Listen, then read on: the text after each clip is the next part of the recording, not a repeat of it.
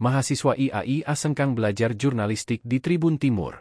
Sebanyak 10 mahasiswa dari Lembaga Pers Mahasiswa Movement Line Institut Agama Islam Az-Adiyah, IAA, sengkang berkunjung ke kantor Tribun Timur, Jalan Cendrawasih nomor 430, Kota Makassar.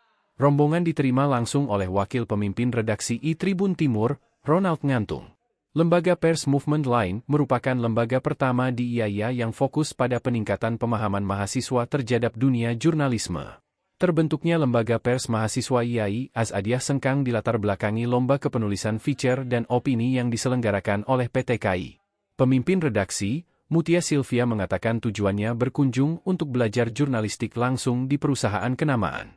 Kunjungan kami untuk memperluas wawasan mengenai kejurnalistikan yang dimana organisasi pers pertama di Institut Agama Islam Az-Adiyah sengkang, katanya.